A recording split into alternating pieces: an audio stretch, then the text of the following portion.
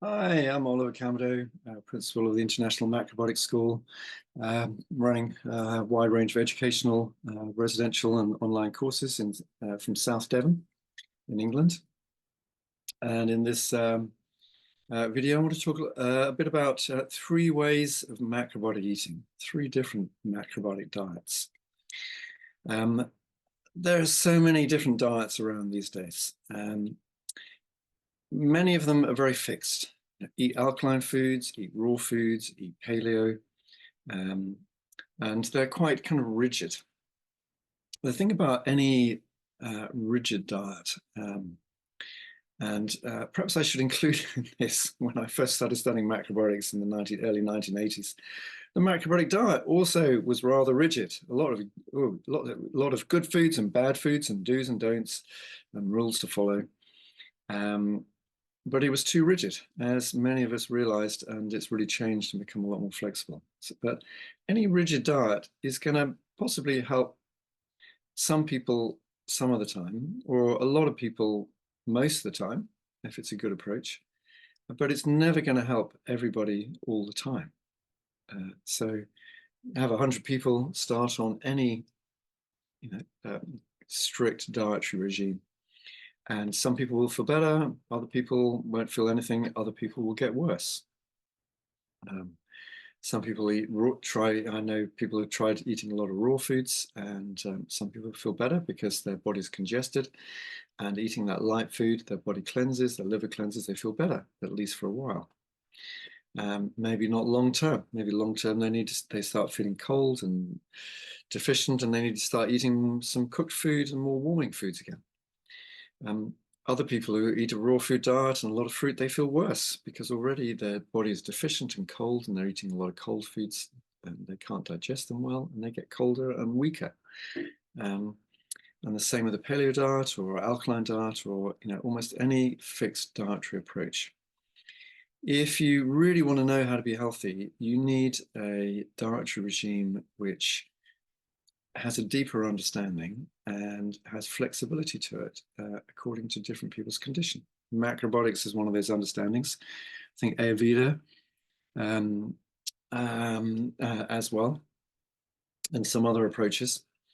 And so I want to describe, I feel within macrobiotics, we could say there's three main ways of eating. Number one, everyday health maintenance, let's enjoy our life eating. Number two, more healing, when we're trying to heal particular health problems, physical, emotional health problems, when we're going to be much more focused on a certain way of eating and living. And number three is more party eating and eating out. So I'm saying those are the three main ways of eating. Number one, everyday eating.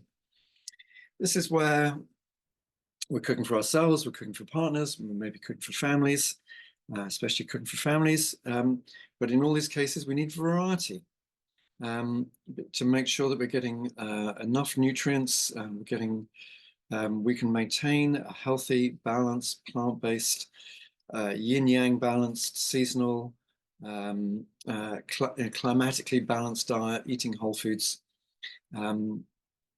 which are going to give us vitality. One tendency which can happen with people eating macrobiotically is they learn 20, 25 recipes, and then they just rotate through the same recipes all the time. There's not enough variety. Maybe they're not using seaweeds very much. They don't forget about eating seeds or nuts. They can leave some things out of the diet. And then inevitably, after a while, your vitality and your passion in life will start going down. You start becoming depleted because the diet is too narrow.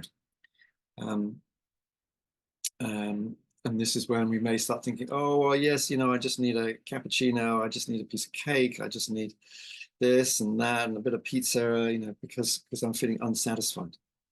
So we need variety in our everyday eating, variety of different grains, beans, vegetables, different cooking styles, soups, desserts. Most people eat some animal food, some eat vegan macrobiotics.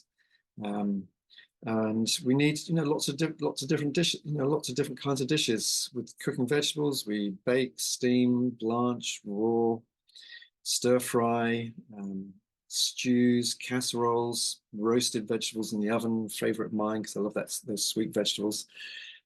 We need that variety. We don't just eat rice, steamed vegetable, and dookie beans every day, because you will become bored with that, and you will probably become boring as well. Because if you eat boring food every day, you will become boring to yourself and to other people. There's a certain amount of truth in spices. Spice is a variety of life. We need variation. So we need some salty foods. We need some sour foods, some sweet foods. We need some bit of bitter foods. What's the other one? Bit of spicy food, bit of pungent food. We need these different qualities in our food every day.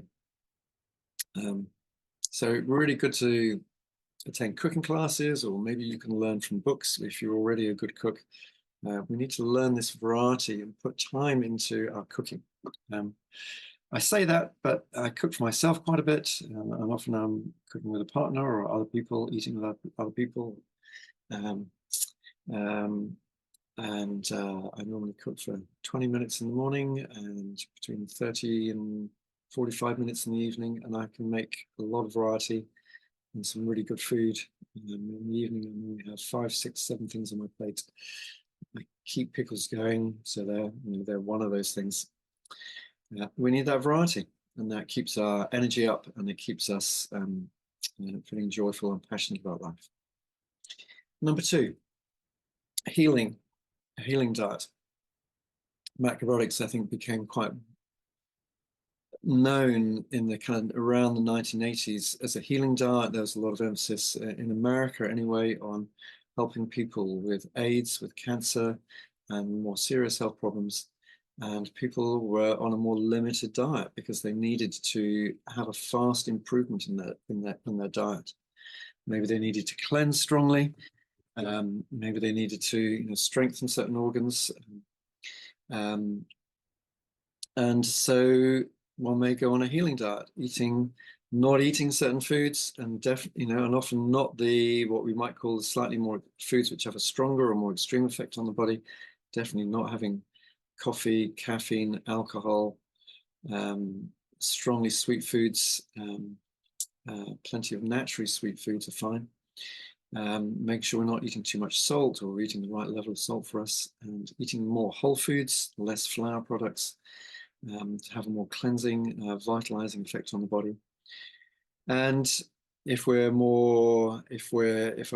more yin condition, asthma, hay fever, food allergies, etc., then we make our diet a little bit more yang. If we have more yang problems, maybe coronary heart disease, gallstones, fatty liver, heavy painful periods, feeling angry, irritable, frustrated all the time, grumpy, tense, intense, and lacking humor because our liver's got too yang. Then we go a bit more the yin way. And over some weeks or months, we rebalance and we get our health back. And then we can gradually broaden out our diet. Some people who go on healing diets and get some great healing make the mistake of thinking they've got to keep going with that more limited healing diet. But at a certain point, they start getting weak, and other imbalances start happening because the diet's too narrow. So one has to kind of gradually come out of it and start eating more widely and more broadly, and really increasing the variety. I just have to say that I've really been amazed over the last 40, 45 years of macrobiotics, how powerful food is as a healer. So is emotional work, so is exercise, so is prayer and meditation. There's a variety of things which are really powerful healers, but food in itself is a very powerful healer. I'm just thinking of a client who I saw for a second time a couple of days ago. She came to see me 6 weeks ago. She her sleep was disturbed because she had quite severe hip pains, quite painful foot, painful hands, shoulders, some other symptoms going on. And she really went for macrobiotics. Good for her. She really went for it. She really went for the recommendations I gave. And in 2 weeks, most of her pains had disappeared. She was amazed. I was quite surprised as well that it happened so quickly. Most of her body pains disappeared. She'd been having them, for, some of them for years. And in 2 weeks, they mostly disappeared. Then interestingly, I think it was her birthday, and she spent a few days eating more widely, cake and alcohol and things like that. Some of the pains came back, and then she stopped, and then it started going again. Food is such a powerful thing. In the International Macrobiotic School and in my recommendations, I also look at really combining food healing with exercise, specific exercises, emotional healing, lifestyle changes, because all these things are very interconnected. And if we use all of those, then often the healing is faster. Also body work, I also give shiatsu treatments, which also often speeds up healing. So that's the kind of second way of macrobiotic eating, healing. But we can't do that indefinitely. Often a low oil diet if people have eaten a lot of fats before, because we want the body to cleanse those fats. And the way we do that is by eating a low oil diet. But long term, we need to increase our oil in order to get the essential fats and so on. Then the third way of eating, party eating or eating out. This is where we eat more widely. Macrobiotic kind of party food. Well, we don't eat nightshades that much, but we may make more nightshades. We may use some maple syrup. We might make some more intensely sweet desserts. If one eats animal food, one may eat more richly in terms of fish and seafood, more deep fried food, more oily food, more sensorial, a bit of spices, more, some stronger tastes. Or sometimes we may eat out, which is a very pleasurable thing to do. So when we have good health, there's no reason why we shouldn't eat out. It's generally good to go to maybe an ethnic restaurant like Greek, Indian, Japanese, etc., Moroccan, where we can get more plant-based and get more whole foods. Around here, a lot of the pubs do really nice fish meals. So it's nice to go out and eat some food prepared by other people, and enjoy a kind of wider range of food. What I tend not to have is the desserts, because also some vegetarian, vegan restaurants now selling some nice, good food. But for some reason, practically all these places still sell desserts with sugar and very often dairy. So I very often don't eat them. Or occasionally I share a dessert with one or a few people and have a few mouthfuls of chocolate fudge cake or something like that. Incredibly rich. I can enjoy like 2 or 3 mouthfuls. I ate the whole thing, that I wouldn't feel very good. But hey, I do that every 4 months or something. So it's my body's able to recover from that quickly. So the main thing about eating, party eating or eating out, we do it occasionally. If we start doing it every day, then it's too much for our body. It's too much oil, too much salt, too much sweeteners, and our health starts going downhill. So the art is to do it occasionally and really enjoy it, but not to do it too often. Probably our body, if we eat, much more richly, probably takes our bodies 2, 3, 4, 5 days to just work its way through that, and to kind of come back into a better balance. So the trick is not to do it too often. Even what appears to be kind of healthy plant-based food, from Indian restaurants or other Indian restaurants, most restaurant food has a lot of oil and salt in, and sometimes MSG and other things, which really aren't good for us. And I've known, several clients who have more serious health problems. Really want to go on holiday, of course, because it's great to go on holiday. And they've even gone to places which are serving, quite good,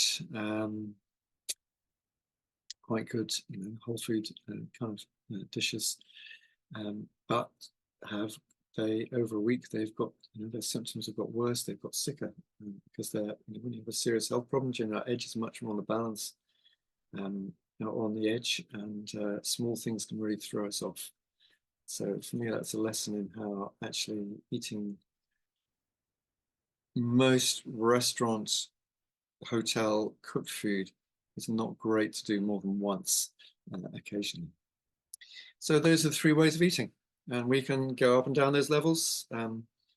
Sometimes when people start macrobiotics, they're starting because they've got specific health problems, so they're starting more with a healing diet, and they gradually widen out to everyday health maintenance diet, more variety, and then at a certain point they start enjoying eating out and eating some party food sometimes.